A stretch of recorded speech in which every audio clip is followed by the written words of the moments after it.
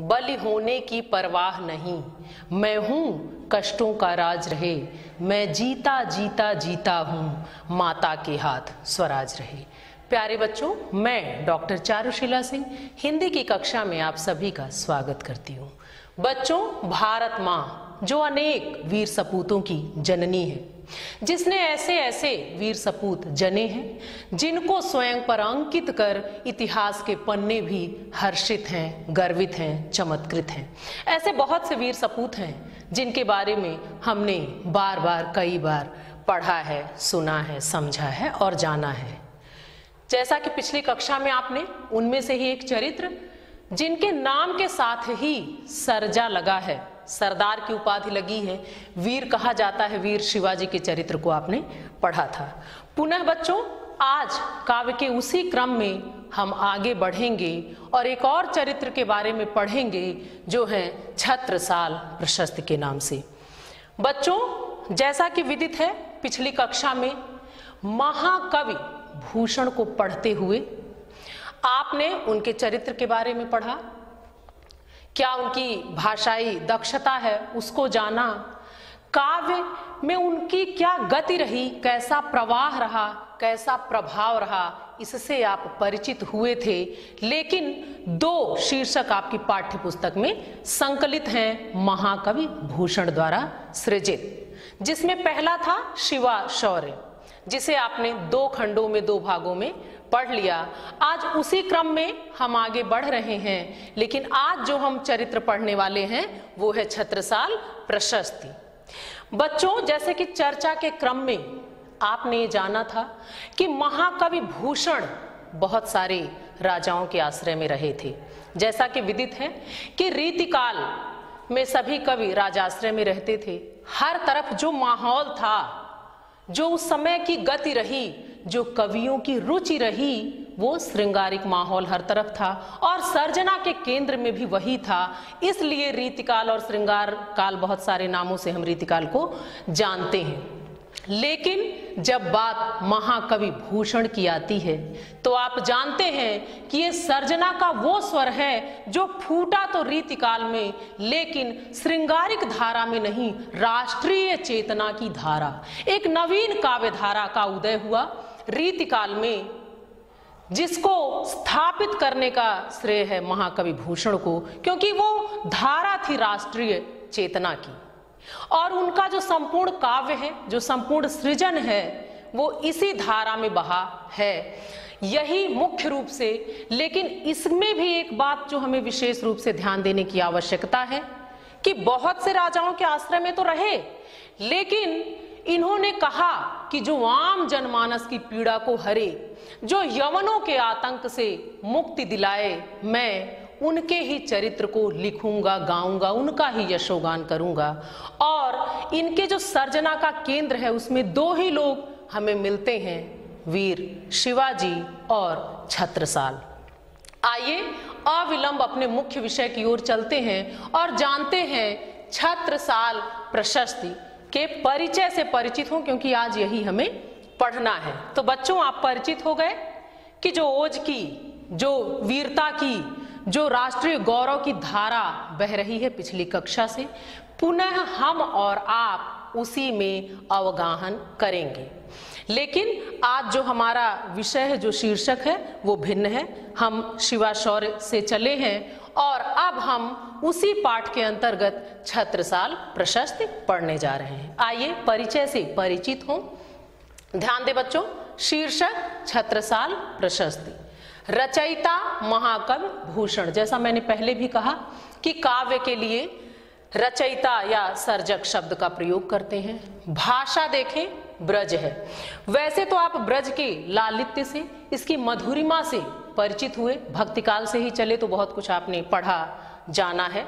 लेकिन यहाँ आपने ब्रज का एक अलग रूप देखा था, क्योंकि कहते हैं कि भूषण जो है, उनकी जो दक्षता है, वो भाषा को भी अपने हिसाब से, अपने मनोभाव से, अपने ही प्रभाव में ढाल देते हैं और वो उधर ही प्रवाहित होने लगती है, उनकी गति से, उनकी लय से, उनकी ताल से, उनके मनोभावों के हिसाब से।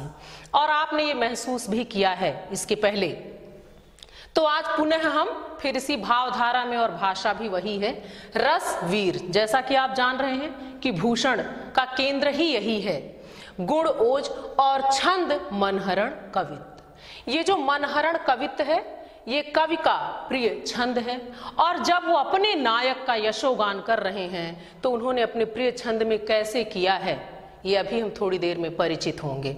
और जो बच्चों आज हम जो अंश पढ़ने जा रहे हैं ये छत्रसाल दशक का अंश है, जो 2 पद 2 छंद कह सकते हैं। आइए और आगे बढ़ें और परिचित हों पाठ के मूल भाव से। बच्चों, जैसा कि आप जानते हैं कि कोई भी सर्जना होती है, कुछ भी लिखते हैं पढ़ते हैं तो एक केंद्रीय भाव होता है, जो प्रधान भाव होता है, जो मूल भाव होता है। तो क्या है इस शीर्षक में पाठ का मूल भाव, इसके अंतर्गत आइए जानते हैं। ध्यान दें बच्चों, कवि भूषण ने युद्धरत महाराज छत्रसाल की तलवार और बर्छी के पराक्रम का वर्णन किया है तथा उनके शौर्य एवं युद्ध कौशल की अद्भुत व्यंजना की है। बच्चों, एक बात विशेष रूप से आप ध्यान दें कि यहाँ प्रशस्ति मतलब गाथा जो है, जो शौर्य की गाथा गाई जा रही है, जो प्रशंसा हो रही है, वो महाराज छत्रसाल की हो रही है, लेकिन यहाँ माध्यम उनकी तलवार को बना दिया गया है। देखिए, कोई बात कहनी होती है, कवि की ये दक्षता है, ये कौशल है कि वो किस तरीके से अपनी बात को कहते हैं। तो यहाँ प्रशंसा तो करनी है महाराज छत्रसाल की, लेकिन माध्यम जो है वो तलवार है। उसके माध्यम से कवि बता रहे हैं कि उनकी शूरवीरता, उनका कौशल, उनकी दक्षता, उनका तेज, उनका प्रताप कैसा है। आइए सीधे सीधे अब हम और आप चलते हैं छत्रसाल प्रशस्ति की ओर और उन पंक्तियों में उतरते हैं जिसके माध्यम से हम और आप जान पाएंगे कि कैसा उनका यश रहा है। बच्चों ध्यान दें, ये आपके समक्ष पहला, ध्यान दीजिए, सबसे पहला काम जो हम और आप करते हैं वो होता है पाठ का। तो आइए सीधे सीधे पाठ की तरफ चलते हैं, और पाठ भी कैसे, छंद विधान के आधार पर। जैसा कि आपको विदित हो चुका है कि ये जो पंक्तियां हैं ये मनहरण कवित्व छंद में है। अब आप पूरी तरह परिचित हो चुके हैं, क्योंकि पिछली कक्षा में भी आपने इसी छंद के माध्यम से पढ़ा है। तो आप इसके प्रवाह से, इसकी गति से, इसके लय से, इसके तुक से, आरोह से, अवरोह से पूरी तरह परिचित हैं। आइए मेरे स्वर में स्वर मिलाकर पढ़िए और साथ साथ पाठ करते हैं, फिर निहित अर्थों की ओर हम और आप चलेंगे। आइए ध्यान दें कि क्या कवि बताना चाहते हैं, क्योंकि उनके तलवार के बारे में बता रहे हैं और उसके माध्यम से ही कवि महाराज छत्रसाल की प्रशंसा करेंगे। ध्यान दें, छंद विधान के आधार पर 2 से 3 बार आप पाठ करेंगे तो अर्थ स्वयं खुलते हुए से नजर आते हैं। देखें, निकसत म्यानते मयूखे प्रलय भानु कैसी, फारतम तोम से गयंदन के जाल को, लागती लपटी कंठ बैरिन के नागिन सी, रुद्र ही रिझावे दे दे मुंडन के माल को, लाल छिति पाल छत्रसाल महाबाहुबली, लाल छिति पाल छत्रसाल महाबाहुबली, कहाँ लो बखान करो तेरी करवाले को, प्रतिभट कटक कटीले केते काटी काटी। ध्यान दे बच्चों, प्रतिभट कटक कटीले केते काटी काटी, कालिका से किलकी कले उदेती काल को, कालिका से किलकी कले उदेती काल को। जितना भी हमने भूषण को पढ़ा है, जाना है, उस प्रवाह में हम उतरे हैं, उतना ही हमने महसूस किया है कि क्यों है ये राष्ट्रीय चेतना के कवियों में शीर्ष पर। बच्चों, जब आप पंक्तियों में उतरते हैं तो एक अलग ही आनंद हम और आप महसूस करते हैं, रोंगटे खड़े होने लगते हैं, सुप्त चेतनाएं जो हैं वो जागृत होने लगती हैं। और ये जो वर्णन है जो इनके बारे में कहा जाता है कि इनकी पंक्तियों को सुनकर कायर भी मचल उठता है, प्रवाह उसकी भी नसों में जागने लगता है, तो निसंदेह ऐसा होता ही होगा, क्योंकि मात्र पाठ से एक अलग सी स्फूर्ति मैं स्वयं महसूस कर रही हूं और बच्चों निसंदेह आपने भी ऐसा महसूस किया होगा। आइए निहित अर्थों की तरफ चलते हैं। आप जान चुके हैं कि यहाँ महाराज छत्रसाल के तलवार की बात हो रही है। अब देखिए कवि क्या कह रहे हैं। तलवार का प्रयोग युद्ध भूमि है, और तलवार कैसे चल रही है, क्या है उसका प्रभाव, क्या है उसकी गति, क्या है उसकी तीक्ष्णता, ये सब हम इसके माध्यम से जानेंगे। देखें क्या कहते हैं कवि, निकसत म्यानते मयूखे प्रलय भानु कैसी। मयूख मतलब होती है किरणें, और प्रलय भानु, भानु मतलब सूर्य, प्रलय मतलब प्रलय कालीन जो सूर्य है उसकी किरण।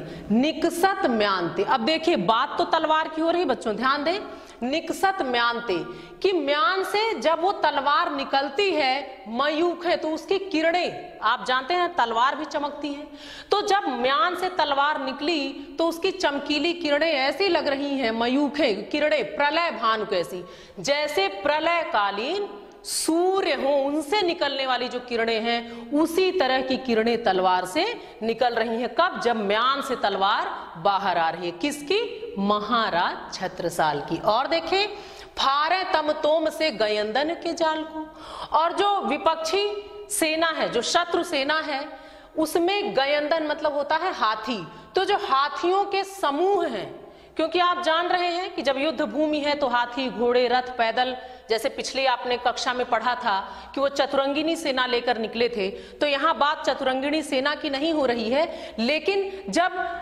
सेना निकली है तो उसमें हाथियों के समूह भी हैं, घोड़ों के, लेकिन यहाँ बात हाथियों के समूह की कही जा रही है। आप देखें क्यों, फारे तम तोम से गयंदन के जाल को, गयंदन यानी जो हाथियों का जाल अर्थात जो समूह है, जो घोर अंधकार के समान विपक्षी सेना के हाथियों का समूह है, फारे तम तोम से।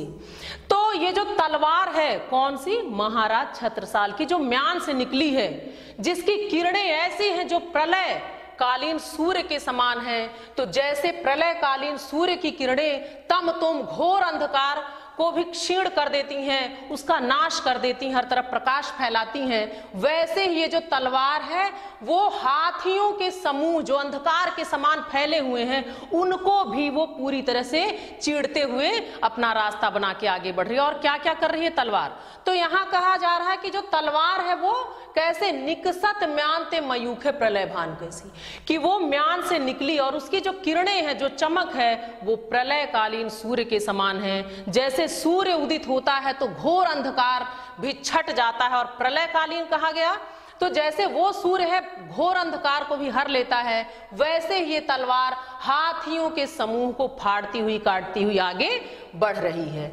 लागत लपट कंठ बैरिन के नागन सी, ध्यान दीजिए, लागत लपट कंठ बैरिन की नागन सी। और क्या क्या कर रही है तलवार? लागत लपट कंठ, वो आगे बढ़कर जो शत्रु हैं उनके गले से इस तरह लग रही है, उनको इस तरह से काट रही है जैसे नागिन। यहां देखिए तलवार को किसके समान बता दिया गया? नागिन के समान। लागत लपट, जैसे नागिन गले में लिपट जाती है अपने शत्रुओं के, उनका विनाश कर देती है, वैसे ही ये जो तलवार है वैरिन कंठ, वो बैरियों के, शत्रुओं के गले से लगकर उनके सर को अलग कर दे रही है। रुद्र ही रिझावे दे दे मुंडन के माल को, ऐसा प्रतीत हो रहा है। लेकिन ऐसा क्यों कर रही है? तो कवि कहते हैं ऐसा प्रतीत हो रहा है रुद्र अर्थात भगवान शंकर, कि रुद्र ही रिझावे, भगवान शंकर को प्रसन्न करने के लिए दे दे मुंडन के माल को, कि वो मुंडों की, नर मुंडों की माला देकर प्रसन्न कर रही है भगवान भोलेनाथ को, शंकर को। ध्यान दें, यहां आप समझे बच्चों की कहा जा रहा है कि म्यान से निकली, इसने अंधकार को चीरते हुए जैसे किरणें निकलती हैं, वैसे हाथियों के समूह को जो अंधकार की भांति उन्हें फाड़ते हुए ये तलवार आगे बढ़ रही है। वो बैरियों के कंठ से लिपट रही है, जैसे नागन लिपट जाती है अपने शत्रुओं के कंठ से और उनके प्राण हर लेती है, वैसे ही ये तलवार भी अपने बैरियों के साथ, अपने दुश्मनों के साथ, अपने शत्रुओं के साथ और विपक्षी सेना के साथ कर रही है। और ऐसा तब प्रतीत होता है कि वो रुद्र ही रिझावे दे दे मुंडन की माल को, कि वो मुंडों की माला देकर रुद्र को, भगवान भोलेनाथ को प्रसन्न करना चाह रही है। लाल छितिपाल छत्रसाल महाबाहुबली, कहां लो बखान करो तेरी करवार को। अब देखिए कवि कहते हैं लाल छितिपाल छत्रसाल महाबाहुबली, पृथ्वी के पालक छितिपाल, लाल, पृथ्वी के लाल, पृथ्वी के पालक, ये जो महाबाहु जिनकी भुजाओं में अतुलित बल है, जो अतुलित बलशाली हैं, जो महाबाहुबली कहे जा रहे हैं, ऐसे महाराज छत्रसाल के बल का मैं कहां तक बखान करूं, कहां लो बखान करो तेरी करवाल को, कि ऐसे जो बाहुबली हैं उनके करवाल अर्थात तलवार की मैं बखान कहां तक करूं, ये कवि कहते हैं। अर्थात जो उनका बल है, जो उनकी तलवार है, उसकी प्रशंसा कितनी करूं, क्योंकि वो ऐसी है कि आश्चर्य में डाल देने वाली है, शत्रुओं के प्राणों को हरने वाली है। तो कवि कहते हैं कि मैं ऐसे महाराज छत्रसाल के करवाल अर्थात तलवार की कहां तक बखान करूं, जो इतनी विशेषताओं से विभूषित है। प्रतिभट कटक कटीले केते काट काट। ध्यान दे बच्चों, प्रतिभट मतलब जो विपक्षी शत्रु हैं वो, और कटक उनकी जो सेना है। तो ये कहते हैं कि जो शत्रु की है सेना, शत्रुओं की सेना को देखिए, कटीले केते काट काट, वो जो तलवार है वो शत्रुओं की पूरी सेना को काट काट टुकड़ों में ऐसा काट रही है कि लग रहा है कालिका सी किला की कलेऊ देती काल। और जब ये विजयश्री हासिल कर रही है, जब ये तलवार प्रहार कर रही है, काट रही है टुकड़ों में, किसको? शत्रु सेना को, तो ऐसा प्रतीत हो रहा है कालिका सी किला की कलेऊ देती काल को, कि ये ऐसा प्रतीत हो रहा है कालिका के समान प्रसन्नता सूचक किलकारियां, जब बहुत प्रसन्न होती हैं काली तो वो किलकारियां मारती हैं, हंसती हैं। तो इस तलवार को कवि कह रहे हैं कि ऐसा लग रहा है कि कालिका के समान किलकारियां मारकर कलेऊ देती काल को कलेऊ अर्थात ग्रास दे रही है। कौन? जलपान दे रही है, आहार दे रही है। कौन? तलवार। बच्चों एक बात ध्यान देना कि यहां बात तो तलवार की हो रही है, किसके? महाराज छत्रसाल की। तो कवि कहते हैं कि जो शत्रु योद्धा हैं, जो उनकी सेनाएं हैं, उसको टुकड़ों टुकड़ों में काट कर ऐसा लग रहा है कि ये तलवार कालिका सी, कालिका के समान प्रसन्नता सूचक किलकारियां मार रही है। और क्या कर रही है? कलेऊ देती काल को, और काल को वो ग्रास दे रही है, जलपान दे रही है, कलेवा दे रही है, आहार प्रदान कर रही है। ऐसी कवि की कल्पना है, ऐसा वो बता रहे हैं महाराज छत्रसाल के तलवार के बारे में। आइए बच्चों आगे बढ़ते हैं और देखते हैं इन पंक्तियों के काव्यगत सौंदर्य को। ध्यान दें बच्चों, वैसे तो विदित है कि इसमें तलवार की प्रशंसा की गई। ध्यान दें, कवि ने महाराज छत्रसाल के तलवार की प्रशंसा करते हुए उनके पराक्रम का वर्णन किया है। जैसा मैंने अभी बताया कि बात तो यही कहनी है, उनके शौर्य की गाथा है, उनकी प्रशस्ति है, लेकिन माध्यम बनाया गया है तलवार को। आगे देखें, भाषा परिचित है, ब्रज रसवीर गुणोज छंद मनहरण कवित्त। वैसे बच्चों मनहरण कवित्त से आप परिचित हैं, लेकिन पुनः एक बार देख लें कि क्या होता है। मनहरण छंद में प्रत्येक चरण 31 अक्षर का होता है। साधारणतः 16 और 15 अक्षरों पर विराम होता है और अंत का अक्षर दीर्घ होता है, यानी बड़ा होता है, जैसा आपने देखा बाद में को आ रहा था। अलंकार देखिए कौन कौन से थे। अलंकार उपमा, नागिन सी, कालिका सी। देखिए यहाँ समानता बताई गई थी, तो नागिन सी और कालिका में उपमा अलंकार। अनुप्रास भी आया था, कटक कटीले केते काटी काटी में अनुप्रास अलंकार। पुनरुक्ति प्रकाश, दय दय। तो बच्चों आपने ये देखा पहले अंश का ये काव्यगत सौंदर्य था। आइए और आगे बढ़ते हैं। बच्चों आपके समक्ष ये जो दूसरा छंद है, जो दूसरा पद है, ये मनहरण कवित्त का। आइए अब इसको देखते हैं कि इसमें कवि क्या बताना चाहते हैं। आइए सबसे पहला काम बच्चों हम क्या करेंगे, जो सबसे पहला काम है वो है पाठ का, फिर निहित अर्थों की ओर चलेंगे। चलिए पढ़ते हैं, मेरे साथ साथ आप भी पढ़ें छंद विधान के आधार पर। भुज भुज गेस की वह संगिनी भुजंगिनी सी, खेदी खेदी खाती दी है दारुण दलन के। बख्तर पाखरन बीच धंसी जात मीन, पैरी पार जात परवाह जो जलन के। रया राव चंपत के छत्रसाल महाराज, रया राव चंपत के छत्रसाल महाराज। भूषण सकै करी बखान को बलन के। पक्षी पर छीने ऐसे परे पर छीने वीर, पक्षी पर छीने ऐसे परे पर छीने वीर। तेरी बर छीने हैं खलन के, तेरी बर छीने हैं खलन के। अब देखिए यहां भी वही बात है। अब देखिए कि आगे अब इन पंक्तियों में कवि क्या कहते हैं, आइए बच्चों जानते हैं। ध्यान दीजिएगा, भुज भुजगेश। अब देखिए कवि क्या कहते हैं कि जो भुज है, भुजाएं जो हैं वो कैसी हैं, वो सर्प के समान, शेषनाग के समान। आगे देखिए कि वह संगिनी भुजंगिनी सी। बहुत ध्यान दीजिएगा क्योंकि आप पढ़ रहे हैं तलवार के बारे में और उसके माध्यम से महाराज छत्रसाल की ही प्रशंसा हो रही है। तलवार कहाँ धारण करते हैं, हाथ में। तो यहाँ देखिए कवि किस तरह से बता रहे हैं, वो हाथ को और उसमें धारण तलवार को किस तरह से व्यक्त कर रहे हैं। ध्यान दें, भुज भुजगेश कि जो उनकी भुजाएं हैं वो सर्प के समान, शेषनाग के समान कह दिया, और संगिनी भुजंगिनी सी। और शेषनाग की जो संगिनी है, जो सर्प की संगिनी है, जो सर्पिणी है, भुजंगिनी सी कह दिया गया। तो यहाँ देखिए क्या कहा गया कि जो तलवार है वो कैसी है, वो सर्पिणी की भांति है, वो भुजंगिनी के समान है। ध्यान दे बच्चों, भुजगेश और भुजंगिनी, सर्प और सर्पिणी का जैसे साथ होता है, जैसा समर्पण होता है, जैसा साहचर्य होता है, वैसा ही कवि यहाँ कहना चाह रहे हैं कि हाथ और तलवार का, हाथ और उस हथियार का। तो कहते हैं भुज भुजगेश कि जो भुजाएं हैं वो सर्प की भांति हैं, भुजगेश की भांति, और सर्प की जो संगिनी है यानी सर्पिणी है उसके समान वो तलवार है। किसकी, महाराज छत्रसाल की। खेद खेद खाती दीह दारुण दलन की। और जिस प्रकार सर्पिणी जो है वो अपने शत्रुओं को छोड़ती नहीं है, उनको खदेड़ खदेड़ कर खा जाती है, चाहे वो कितने ही भयंकर हों, कैसे भी हों, जिस प्रकार वो उनका विनाश कर देती है, उनको छोड़ती नहीं है, वैसे ही महाराज छत्रसाल की तलवार भी है।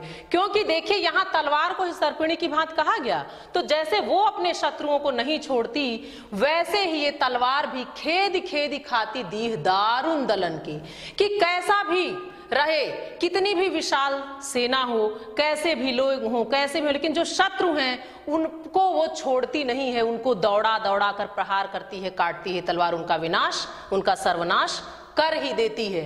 बख्तर पाखरन बीच धंसी जात मीन, पैर पार जात परवाह ज्यों चलन को। ध्यान दे, बख्तर पाखरन कवच कहा गया। देखिए ध्यान दीजिए बच्चों कि यहाँ क्यों कहा जा रहा है कि बख्तर पाखरन और मीन, ये सब ध्यान दीजिए, कुछ ऐसी बातें जिससे बड़ी सहजता से आप तक ये बातें पहुंच रही हैं। कुछ उदाहरण ऐसे ऐसे कवि ने लिए हैं। तो कहते हैं कि जो कवच है और पाखरन जो लोहे की झूल है। बच्चों देखिए, जब युद्ध में जाते हैं तो चाहे सैनिक हो, वो भी अपनी सुरक्षा के लिए कवच धारण करते हैं, और जो हाथी घोड़े होते हैं उनकी भी सुरक्षा का ध्यान रखा जाता है। तो उनके भी ऊपर ध्यान दें, पाखरन, ये युद्ध के समय हाथी और घोड़ों के पीठ पर एक लोहे की झूल डाली जाती है। वो क्यों, उनकी सुरक्षा के लिए, वो उनके सुरक्षा कवच होते हैं। तो कवि देखिए यहाँ क्या कह रहे हैं कि बख्तर पाखरन बीच धंस जात मीन, कि कवच और लोहे की झूल के बीच उसी प्रकार धंस जाता है, प्रवेश कर जाती है तलवार, जैसे मछली, मीन पैर पार जात परवाह ज्यों जलन को। जैसे जो मछली है वो पैर पार जात, वो तैर कर पार चली जाती है, परवाह ज्यों जलन को। जल कैसा है, उसका प्रवाह क्या है, उसकी गति कैसी है, इसको बिना इसका परवाह किए हुए जैसे मछली जो है वो आसानी से पार चली जाती है, तैर जाती है, चाहे लहरें कैसी हों, प्रवाह और गति उसका कैसा भी हो, जैसे वो सरलता से इधर से उधर चली जाती है, वैसे ही ये तलवार कवच को और लोहे की झूल को भी भेद जाती है बहुत ही आसानी से, बिना किसी परेशानी के। तो यहाँ मछली के समान कहा गया, जैसे मछली आसानी से पानी में, वैसे ही उस कवच और लोहे की झूल के बीच में भी तलवार आसानी से धंस जाती है, प्रवेश कर जाती है। रैया राव चंपत के छत्रसाल महाराज भूषण सकै करि बखान को बलन को। अब देखिए कवि क्या कहते हैं कि अब देखिए कि भूषण खुद बार बार ये कह रहे हैं कि मैं कहां तक बखान करूं, मैं कहां तक। तो कहते हैं कि चंपत राय के जो पुत्र है महाराज छत्रसाल, उनके बल का बखान भूषण कहां तक कर सकते हैं। स्वयं कह रहे हैं रैया राव चंपत के छत्रसाल महाराज, कि जो महाराज चंपत के पुत्र हैं, जो राजा चंपत के पुत्र महाराज छत्रसाल हैं, मैं उनकी कहां तक, उनके कहां तक बल की मैं बखान करूं। भूषण सकै कर, भूषण कहां तक बखान कर सकते हैं, बखान को बलन की, कि जो बल है महाराज छत्रसाल का, उनकी तलवार के माध्यम से जिसको कवि यहाँ व्यंजित कर रहे हैं, व्यक्त कर रहे हैं, बताना चाह रहे हैं, जो उनका अभीष्ट है, जो उनका इष्ट है, कि वो यही बताना चाह रहे हैं कि कैसा बल है भुजाओं में महाराज छत्रसाल की। तो वो कहते हैं कि मैं कहां तक मैं उनके बल की बखान करूं, कहां तक उनके बल का बखान भूषण कर सकते हैं। अब देखिए आगे कह रहे हैं, पक्षी पर छीने ऐसे परे पर छीने वीर। अब फिर उसी तलवार को माध्यम लेकर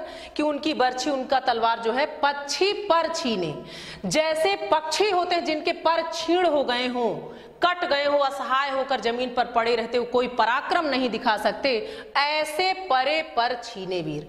कभी कह रहे हैं जैसे पक्षियों के पर कट जाएं, छीण हो जाए तो जो स्थिति उनकी होती है, वैसे ही परे पर छीने वीर, पर छीने वीर, बल से छीण वीर, कि वैसे ही इनकी तलवार ने, इनकी बर्छी ने असहाय बना दिया है किसको? शत्रु की सेना को, उनके योद्धाओं को, उनको वीरों को।